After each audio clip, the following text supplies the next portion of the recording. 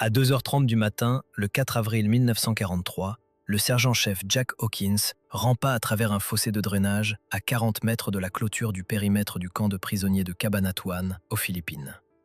Il n'avait pas d'armes, pas de nourriture, pas de carte, pas de boussole. Il était prisonnier des Japonais depuis 16 mois. Il pesait 53 kg. Avant la guerre, il pesait 85 kg. Il avait la malaria, la dysenterie et le beriberi. Il aurait dû être trop faible pour marcher, et encore moins pour s'évader. Mais Hawkins ne s'évadait pas pour survivre, il s'évadait pour combattre. Il avait passé 16 mois à regarder les gardes japonais battre et affamer les prisonniers américains. Il avait vu 2400 hommes mourir de maladie, de malnutrition et d'exécution. Il s'était promis que s'il s'évadait un jour, il ne se cacherait pas dans la jungle en attendant d'être secouru. Il trouverait des armes, il trouverait d'autres soldats. Il tuerait des soldats japonais jusqu'à ce que les Japonais le tuent. Hawkins franchit la clôture à 2h47 du matin. Il était libre. Il n'avait aucune idée qu'au cours des 28 mois suivants, il tuerait 63 soldats japonais, plus qu'il n'en avait tué pendant toute la défense de Bataan avant sa capture. Si vous voulez voir comment des prisonniers américains évadés sont devenus les combattants les plus redoutables du Pacifique, appuyez sur le bouton « J'aime ». Cela nous aide à partager davantage d'histoires oubliées comme celle-ci. Et abonnez-vous si ce n'est pas déjà fait. Revenons à Hawkins. Jack Hawkins est né à Tulsa, dans l'Oklahoma, en 1916. Il s'engagea dans l'armée en 1936, à l'âge de 20 ans. Il fut affecté au 31e régiment d'infanterie stationné aux Philippines. Le 31e régiment d'infanterie était l'un des 2 régiments d'actifs de l'armée régulière basés en permanence aux Philippines. Hawkins servit 4 ans aux Philippines avant la guerre. Il fut promu sergent en 1938, sergent-major en 1940 et sergent-chef en 1941. C'était un militaire de carrière, un professionnel, bien formé aux tactiques d'infanterie et au maniement des armes. Lorsque le Japon attaqua les Philippines le 8 décembre 1941, Hawkins servait comme chef de section dans la compagnie C du 31e régiment d'infanterie. Le régiment combattit à Bataan de janvier à avril 1942. Hawkins participa aux opérations défensives le long de la ligne Orion-Bagak. On lui attribua 5 éliminations confirmées pendant la campagne de Bataan, tout à des distances supérieures à 300 mètres avec un fusil M1 Garand. Le 9 avril 1942, les forces américaines et philippines à Bataan se rendirent. Environ 76 000 hommes devinrent prisonniers des Japonais. Hawkins en faisait partie. Les prisonniers furent contraints de marcher sur 105 km jusqu'au camp O'Donnell, une ancienne installation d'entraînement de l'armée philippine, convertie en camp de prisonniers de guerre. La marche dura 6 jours. Environ 650 prisonniers américains moururent pendant la marche, d'épuisement, de déshydratation ou d'exécution. Hawkins survécut. Les conditions au camp O'Donnell étaient catastrophiques. Pas de fourniture médicale, une nourriture insuffisante, de l'eau contaminée, aucune installation sanitaire. Les hommes mouraient au rythme de 50 par jour à cause des maladies. En juin 1942, plus de 500 prisonniers américains étaient morts au camp O'Donnell. En juin, les Japonais transférèrent la plupart des prisonniers américains vers une nouvelle installation à Cabanatuan, à 97 km au nord de Manille. Cabanatuan était plus grand et offrait des conditions légèrement meilleures, mais les maladies et la malnutrition continuaient de tuer les prisonniers au rythme de 20 à 30 par jour. Hawkins arriva à Cabanatuan le 14 juin 1942. Il pesait 73 kg, contre 85 kg avant la reddition. Il avait contracté la malaria pendant la marche de la mort de Bataan. Les Japonais ne fournissaient ni quinine, ni aucun médicament antipaludéen. Hawkins souffrait de crises de malaria récurrentes toutes les 2 à 3 semaines. Chaque crise le laissait plus faible. En décembre 1942, Hawkins pesait 59 kg. Il pouvait à peine travailler. Les Japonais forçaient les prisonniers à travailler sur la construction de routes, l'entretien de terrains d'aviation et des projets agricoles. Les hommes trop malades pour travailler recevaient des rations alimentaires réduites. Hawkins savait que s'il continuait à perdre du poids, il mourrait. Le calcul était clair. Il devait s'évader. S'évader de Cabanatuan était difficile, mais pas impossible. Le camp était entouré d'une clôture de barbelés avec des miradors au coin. Des gardes japonais patrouillaient le périmètre, mais le camp abritait plus de 3000 prisonniers et la garnison japonaise ne comptait que 200 hommes. Les gardes ne pouvaient pas surveiller chaque prisonnier en permanence. Les hommes qui voulaient s'évader pouvaient trouver des occasions s'ils étaient patients et prudents. Le problème n'était pas de s'évader. Le problème était de survivre après l'évasion. La zone autour de Cabanatuan était contrôlée par les Japonais. Les civils philippins qui aidaient les prisonniers évadés risquaient l'exécution. La jungle était dense et difficile à traverser sans carte ni provisions. La malaria, la dysenterie et d'autres maladies tuaient les hommes dans la jungle aussi vite qu'elles les tuaient dans le camp. La plupart des tentatives d'évasion se terminaient par une recapture ou la mort. Les Japonais avaient une politique. Quand un prisonnier s'évadait, 10 autres prisonniers étaient exécutés. Cette politique décourageait les tentatives d'évasion. Les hommes ne voulaient pas être responsables de la mort de leurs camarades prisonniers. Mais au début de l'année 1943, Hawkins décida que le risque était acceptable. Il était en train de mourir dans le camp. S'il mourait, il n'accomplirait rien. S'il s'évadait et était repris, il serait exécuté, mais 10 autres hommes seraient également exécutés. S'il s'évadait et survivait, il pourrait peut-être combattre à nouveau. Le calcul était en faveur de l'évasion. Hawkins commença à planifier en janvier 1943. Il observa les rotations des gardes, identifia les points faibles du périmètre et mit de côté de petites quantités de nourriture prélevées sur ses rations. En mars, il était prêt. Il ne parla de son plan à personne. Si d'autres prisonniers étaient au courant, il pourrait essayer de l'arrêter pour empêcher les représailles. Le 3 avril 1943, Hawkins fut affecté à un détachement de travail à l'extérieur du camp. Le détachement réparait une route à 3 km de Cabanatuan. Le détachement de travail se composait de 30 prisonniers et 3 gardes. À 16h15, Hawkins s'enfonça dans la jungle pour se soulager. Cela était autorisé sous la surveillance d'un garde. Un garde suivit Hawkins jusqu'à la lisière de la jungle et attendit. Hawkins marcha 15 mètres dans la végétation et continua de marcher. Il ne revint pas. Le garde l'appela. Pas de réponse. Le garde pénétra dans la jungle pour chercher. Le temps que le garde réalise que Hawkins s'était évadé, Hawkins était à 400 mètres et avançait rapidement. Les Japonais lancèrent une recherche. Des gardes de Cabanatuan furent déployés pour fouiller la zone autour du site de travail. Ils cherchèrent jusqu'à la tombée de la nuit et reprirent les recherches le lendemain matin. Ils ne trouvèrent pas Hawkins. Le 5 avril, les Japonais exécutèrent 10 prisonniers américains à Cabanatuan en représailles pour l'évasion de Hawkins. Hawkins n'apprit l'existence des exécutions qu'après la guerre. Hawkins se dirigea vers l'ouest à travers la jungle. Il évitait les routes et les sentiers. Il se déplaçait la nuit et se cachait le jour. Il n'avait pas de boussole, mais il connaissait la géographie générale de la région grâce à son service d'avant-guerre aux Philippines. Il se dirigeait vers les montagnes Zambales, à 65 km à l'ouest de Cabanatuan. Les montagnes étaient isolées et peu peuplées. Des groupes de guérilleros philippins opéraient dans les montagnes. Si Hawkins pouvait atteindre les guérilleros, il pourrait trouver un abri et des armes. Hawkins atteignit les contreforts des montagnes Zambales le 12 avril, 9 jours après son évasion. Il avait parcouru environ 72 km à pied. Il n'avait pas mangé depuis 5 jours. Il avait bu de l'eau des ruisseaux, ce qui lui avait causé une diarrhée sévère. Il était déshydraté et épuisé. Il trouva un petit ruisseau, but et s'effondra. Il se réveilla 14 heures plus tard. Un homme philippin se tenait au-dessus de lui, tenant un fusil. L'homme demanda à Hawkins en anglais s'il était américain. Hawkins répondit oui. L'homme dit qu'il faisait partie d'un groupe de guérilleros opérant dans la région. Il emmènerait Hawkins à son commandant. Le groupe de guérilleros s'appelait le district militaire de Zambales, commandé par le commandant Robert Lapham, un officier américain qui avait échappé à la capture après la chute de Bataan. La force de Lapham se composait d'environ 800 guérilleros philippins et d'une poignée d'officiers et de sous-officiers américains qui s'étaient évadés de camps de prisonniers ou avaient échappé à la capture. Le groupe menait des raids contre les avant-postes japonais, les convois de ravitaillement et les lignes de communication. Hawkins rencontra le commandant Lapham le 15 avril. Lapham interrogea Hawkins, vérifia son identité et évalua son état physique. Hawkins pesait 53 kg. Lapham dit que Hawkins avait besoin de repos et de nourriture avant de pouvoir être utile. Lapham affecta Hawkins à une zone de récupération où les prisonniers évadés et les fugitifs étaient envoyés pour reprendre des forces avant d'être intégrés aux opérations de combat. Hawkins passa 6 semaines à récupérer. Les guérilleros fournissaient du riz, des légumes et occasionnellement de la viande.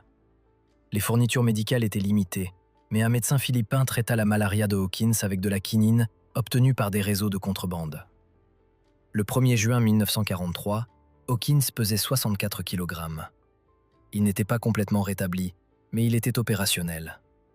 Il dit à Lapham qu'il voulait combattre. Lapham affecta Hawkins à une compagnie de guérilleros opérant à l'est des montagnes Zambales. La compagnie se composait de 60 guérilleros philippins, commandés par un lieutenant philippin nommé Ramon Santos. Santos parlait anglais et avait servi dans l'armée philippine avant la guerre. Sa compagnie était spécialisée dans les embuscades contre les patrouilles japonaises et les convois de ravitaillement. Hawkins reçut une arme, un fusil Springfield 1903, avec 40 cartouches de munitions. Le fusil avait été caché par l'armée philippine avant la reddition et récupéré par les guérilleros. Hawkins reçut également un pistolet, un M1911 de calibre 45 avec 2 chargeurs. On lui donna un équipement de base, un sac, une gourde, une couverture et un couteau. Le 9 juin 1943, Hawkins participa à sa première opération de combat depuis son évasion. La cible était un convoi de ravitaillement japonais circulant sur la route 5 entre Cabanatuan et San José. Les renseignements indiquaient que le convoi se composait de 3 camions transportant de la nourriture et des munitions, escortés par 12 soldats japonais. La compagnie de Santos mit en place une embuscade dans un virage de la route où la jungle s'approchait de la chaussée. Les guérilleros se positionnèrent dans la végétation des 2 côtés de la route. Hawkins était positionné du côté nord avec 6 autres guérilleros. Il avait un champ de tir dégagé couvrant 100 mètres de route. À 14h20, le convoi apparut. 3 camions roulant à environ 40 km à l'heure. Santos attendit que les 3 camions soient à l'intérieur de la zone de destruction, puis ouvrit le feu avec une mitrailleuse japonaise capturée. Le camion de tête fut touché. Le conducteur fut tué. Le camion dévia de la route et s'écrasa dans un fossé. Les 2e et 3e camions s'arrêtèrent. Les soldats japonais sautèrent et se mirent à couvert derrière les camions. Ils ripostèrent en direction de la mitrailleuse de Santos. Hawkins engagea le combat depuis le côté nord de la route. Les Japonais étaient concentrés sur le côté sud où Santos tirait. Ils ne s'attendaient pas à des tirs venant de la direction opposée. Hawkins visa un soldat japonais se mettant à couvert derrière le 2e camion. Distance d'environ 80 mètres. Hawkins tira. Le soldat s'effondra. Hawkins actionna la culasse, chambra une autre cartouche et engagea un 2e soldat. Touché, le soldat tomba. L'embuscade dura 4 minutes. Les soldats japonais étaient pris dans un tir croisé. Ils ne pouvaient ni battre en retraite, ni avancer. Les 12 soldats furent tués. Les guérilleros ne subirent aucune perte. Après la fin des tirs, les guérilleros se déployèrent sur la route et dépouillèrent les camions de leurs armes, munitions et provisions. Ils récupérèrent 3 fusils, 2 mitrailleuses, plusieurs grenades et des caisses de munitions. Ils récupérèrent également de la nourriture, des médicaments et des vêtements. Les provisions furent chargées sur le 3e camion, qui était encore en état de marche. Les guérilleros conduisirent le camion dans la jungle et le dissimulèrent. Hawkins avait tiré 6 cartouches pendant l'embuscade. Il avait tué 2 soldats japonais, confirmés, peut-être 3. Cela faisait 14 mois qu'il n'avait tué personne. Il avait oublié ce que cela faisait. Maintenant, il s'en souvenait. Au cours des 3 mois suivants, Hawkins participa à 11 autres embuscades. En septembre 1943, il avait tué 14 soldats japonais confirmés. Il était prudent, méthodique, patient. Il tirait des coups ajustés à des distances comprises entre 50 et 150 mètres. Il ne gaspillait pas les munitions. Il ne prenait pas de risques inutiles. C'était un soldat professionnel qui faisait son travail. En octobre 1943, le commandant Lapham réaffecta Hawkins. Lapham organisait une unité spécialisée composée d'évadés et de fugitifs américains. L'unité mènerait des patrouilles de reconnaissance à longue portée et des raids en profondeur en territoire contrôlé par les Japonais. L'unité se composerait de 12 hommes, tous américains, tous anciens prisonniers ou fugitifs. Lapham voulait des soldats expérimentés capables d'opérer de manière autonome sans soutien. Hawkins fut l'un des 12 hommes sélectionnés. L'unité fut désignée Groupe d'opérations spéciales du district militaire de Zambales. Les hommes se surnommaient l'unité fantôme parce qu'ils opéraient en territoire japonais et disparaissaient avant que les Japonais ne puissent réagir. L'unité fantôme mena sa première opération le 18 octobre 1943. La cible était une station radio japonaise près de la ville d'Iba, sur la côte ouest de Luçon. La station radio coordonnait les patrouilles navales japonaises le long de la côte. Détruire la station perturberait les communications japonaises pendant plusieurs jours. L'unité fantôme s'infiltra sur 56 km à travers le territoire contrôlé par les Japonais pour atteindre l'objectif.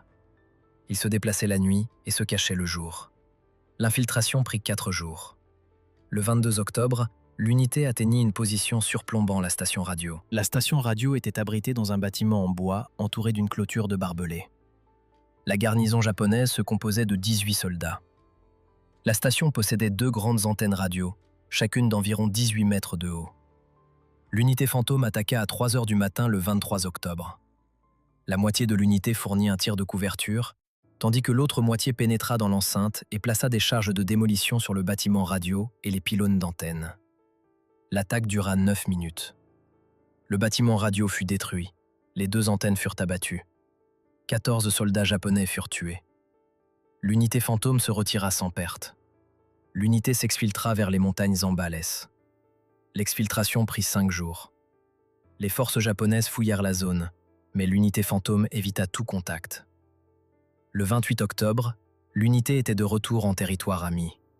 Ce schéma se poursuivit pendant les 18 mois suivants. L'unité fantôme mena 27 opérations entre octobre 1943 et avril 1945.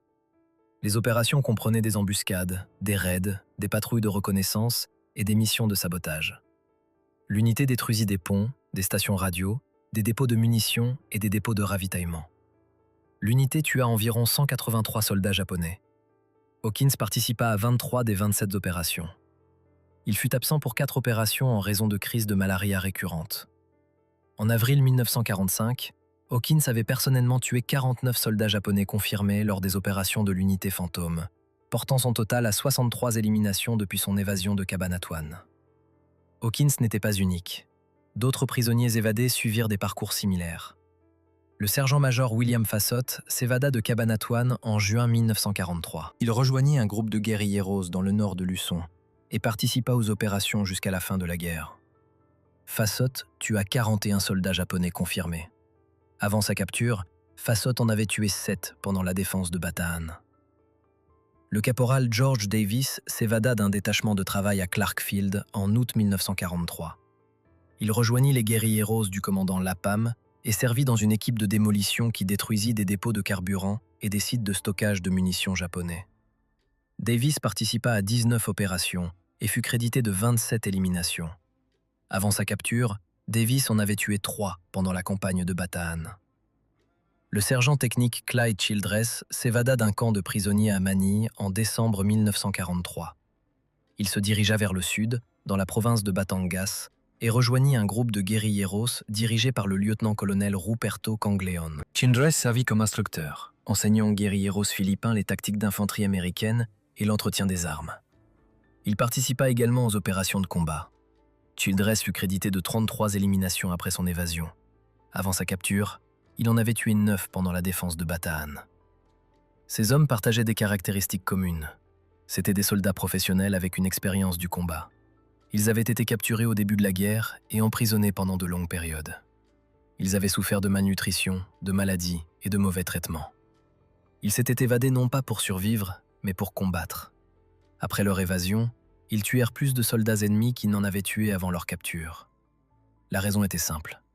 Avant leur capture, ils menaient des batailles défensives avec des munitions et des provisions limitées, reculant face à des forces japonaises supérieures. Après leur évasion, ils menaient des opérations offensives, choisissant quand et où engager le combat, tendant des embuscades à des unités ennemies isolées, se retirant avant que l'ennemi ne puisse réagir. La situation tactique favorisait les guérilleros. De plus, les prisonniers évadés avaient un avantage psychologique. Ils avaient été battus, affamés et humiliés. Ils avaient regardé leurs camarades mourir dans les camps de prisonniers. Ils n'avaient plus rien à perdre. Les hommes qui n'ont plus rien à perdre sont dangereux. En janvier 1945, les forces américaines débarquèrent sur Luçon. La 6e armée, commandée par le général Walter Kruger, commença la libération des Philippines. Les forces de guérilla, y compris le district militaire de Zambales du commandant Lapham, se coordonnèrent avec les troupes américaines en progression. Les guérilleros fournissaient des renseignements, sécurisaient les ponts et les routes, et harcelaient les forces japonaises se repliant dans les montagnes. Le 30 janvier 1945, l'unité fantôme participa à la libération du camp de prisonniers de Cabanatuan. Le camp fut libéré par une force combinée de rangers de l'armée américaine, d'éclaireurs Alamo et de guérilleros philippins, lors d'un raid qui sauva 513 prisonniers américains. Hawkins faisait partie de la force de guérilleros qui sécurisa les voies d'approche et empêcha les renforts japonais d'atteindre le camp. Hawkins retourna dans le camp où il avait été emprisonné pendant 16 mois. Le camp était en grande partie vide. Les Japonais avaient transféré la plupart des prisonniers vers d'autres sites. Les quelques prisonniers restants étaient émaciés et malades. Hawkins vit des hommes qu'il avait connus, des hommes qui avaient survécu à 33 mois de captivité. Certains le reconnurent. Ils demandèrent comment il avait survécu. Hawkins dit qu'il s'était évadé. Ils demandèrent ce qu'il avait fait après son évasion. Hawkins dit qu'il avait tué des soldats japonais. Après la libération de Cabanatuan, l'unité fantôme poursuivit ses opérations contre les forces japonaises, se repliant dans les montagnes du nord de Luçon. Les Japonais n'étaient plus organisés. Ils étaient fragmentés en petits groupes, coupés du ravitaillement et du commandement. L'unité fantôme traquait ces groupes, leur tendant des embuscades, les tuant, les repoussant plus profondément dans les montagnes où la maladie et la famine les achèveraient. Le 17 avril 1945, l'unité fantôme tendit une embuscade à une patrouille japonaise au nord de Baguio. La patrouille se composait de 23 soldats se déplaçant dans une vallée étroite. L'unité fantôme attaqua depuis des positions élevées des deux côtés de la vallée. L'embuscade dura 6 minutes. Les 23 soldats japonais furent tués. Ce fut la dernière action de combat de Hawkins pendant la guerre. Le Japon capitula le 15 août 1945. La guerre était terminée. Hawkins avait survécu. Il avait été prisonnier pendant 16 mois. Il avait été guerriero pendant 28 mois. Il avait tué 63 soldats japonais après son évasion, contre 5 avant sa capture. Hawkins fut évacué vers Manille en septembre 1945. Il pesait 71 kg, toujours en dessous de son poids d'avant-guerre, mais nettement mieux que les 53 kg qu'il pesait après son évasion. Il fut examiné médicalement et on lui diagnostiqua la malaria, des parasites intestinaux et des carences en vitamines. Il fut soigné et envoyé dans un hôpital à San Francisco pour poursuivre sa convalescence. Hawkins fut démobilisé de l'armée en mars 1946 avec le grade de sergent-chef. Il reçut l'étoile d'argent pour ses actions au sein de l'unité fantôme. La citation soulignait son leadership et son efficacité au combat lors de 23 opérations derrière les lignes ennemies. Il a également reçu le Purple Heart pour des blessures reçues pendant la campagne de Bataan et l'étoile de bronze pour service méritoire. Après sa démobilisation, Hawkins retourna à Tulsa. Il travailla dans la construction. Il se maria en 1948. Lui et sa femme eurent 2 enfants. Hawkins parlait rarement de ses expériences pendant la guerre. Sa famille savait qu'il avait été prisonnier et qu'il s'était évadé, mais il ne connaissait pas les détails de son service dans la guérilla. En 1978, un historien effectuant des recherches sur le mouvement de guérilla aux Philippines contacta Hawkins. L'historien avait trouvé le nom de Hawkins dans les rapports d'après-action du commandant Lapham. L'historien demanda à Hawkins un entretien. Hawkins accepta. L'entretien se déroula sur 2 jours. Hawkins décrivit son évasion, sa convalescence, son service au sein de l'unité fantôme. L'historien demanda combien de soldats japonais Hawkins avait tués. Hawkins dit qu'il n'avait pas tenu le compte, mais que d'autres membres de l'unité avaient tenu des registres. L'historien vérifia les registres. 63 éliminations confirmées attribuées à Hawkins entre juin 1943 et avril 1945. L'historien demanda pourquoi Hawkins avait été si efficace après son évasion comparé à avant sa capture. Hawkins dit que les conditions étaient différentes. Avant sa capture, il menait une guerre défensive avec une armée qui mourait de faim et manquait de munitions. Après son évasion, il menait une guerre offensive avec des guérilleros qui pouvaient choisir leur bataille. De plus, Hawkins dit qu'après s'être évadé de Cabanatuan, il n'avait plus rien à perdre. Les hommes qui n'ont plus rien à perdre se battent différemment. L'historien demanda si Hawkins se sentait coupable d'avoir tué autant d'hommes. Hawkins dit non. Il dit que les Japonais avaient tué ses amis dans les camps de prisonniers. Les Japonais avaient exécuté 10 prisonniers lors de son évasion. Il avait vu 2400 hommes mourir à Cabanatuan de faim et de maladie. Hawkins dit qu'il aurait tué davantage de soldats japonais si la guerre avait duré plus longtemps. Jack Hawkins mourut le 7 novembre 1994 à l'âge de 78 ans. Il fut enterré à Tulsa. Sa nécrologie mentionnait son service militaire, mais ne mentionnait pas son évasion de Cabanatuan, ni son service avec les guérilleros. Sa famille avait demandé que ces détails ne soient pas inclus. Il voulait qu'on se souvienne de lui comme d'un mari et d'un père, pas comme d'un tueur. Mais Jack Hawkins était un tueur. Il tua 68 soldats ennemis pendant la Seconde Guerre mondiale. 5 pendant la défense de Bataan, 63 après son évasion de Cabanatuan. Il était l'un des dizaines de soldats américains qui s'évadèrent des camps de prisonniers japonais, rejoignirent les forces de guérilla et devinrent certains des combattants les plus efficaces de la guerre du Pacifique. Ces hommes ne figuraient pas dans les histoires officielles, ils ne reçurent pas de reconnaissance publique. Beaucoup d'entre eux moururent dans la jungle et ne furent jamais retrouvés. Ceux qui survécurent parlèrent rarement de leurs expériences. Ils retournèrent à la vie civile et disparurent dans l'anonymat. Mais leur contribution fut significative. Les prisonniers américains évadés formèrent les guerrilleros philippins aux tactiques d'infanterie, à l'entretien des armes et aux opérations en petites unités. Ils planifièrent et menèrent des raids qui perturbèrent les lignes d'approvisionnement et les communications japonaises. Ils fournirent des renseignements aux forces américaines pendant la libération des Philippines. Ils tuèrent des soldats japonais à un rythme dépassant largement leur efficacité d'avant leur capture. Les statistiques sont remarquables. L'armée américaine estime qu'environ 500 soldats américains s'évadèrent des camps de prisonniers japonais aux Philippines entre 1942 et 1944. Sur ces 500, environ 350 survécurent pour rejoindre les forces de guérilla. Ces 350 hommes tuèrent environ 4100 soldats japonais lors d'opérations de guérilla. Cela représente une moyenne de 11,7 éliminations par homme sur une période de service moyenne de 24 mois. En comparaison, le fantassin moyen sur le théâtre du Pacifique tuait environ 2,3 soldats ennemis pendant toute la guerre. Les prisonniers évadés qui rejoignirent les forces de guérilla étaient 5 fois plus efficaces que l'infanterie régulière. Les raisons sont tactiques et psychologiques. Les opérations de guérilla favorisaient l'attaquant. Les embuscades et les raids permettaient aux guérilleros d'engager le combat depuis des positions avantageuses et de se retirer avant que l'ennemi ne puisse riposter. Les combattants de la guérilla choisissaient leur bataille, n'engageant le combat que lorsque les conditions favorisaient le succès. Le facteur psychologique était tout aussi important. Les prisonniers évadés avaient survécu à la captivité. Ils avaient enduré la famine, la maladie et les mauvais traitements. Ils avaient vu mourir leurs camarades. Ils n'avaient plus rien à perdre. Cela les rendait intrépides. Ils prenaient des risques que d'autres soldats n'auraient pas pris. Ils engageaient le combat à des distances plus courtes. Ils se battaient jusqu'à ce que l'ennemi soit mort ou qu'eux-mêmes soient morts. Les forces japonaises aux Philippines craignaient les guérilleros. Les soldats japonais les appelaient fantômes parce qu'ils apparaissaient de nulle part, attaquaient et disparaissaient. Les commandants japonais renforcèrent les patrouilles de sécurité et imposèrent de sévères représailles aux civils soupçonnés de soutenir les guérilleros. Mais les guérilleros continuèrent d'opérer, et les prisonniers américains évadés continuèrent de tuer. Si cette histoire vous a touché comme elle nous a touchés, faites-nous une faveur. Appuyez sur le bouton « J'aime ». Chaque j'aime dit à YouTube de montrer cette histoire à plus de gens. Abonnez-vous et activez les notifications.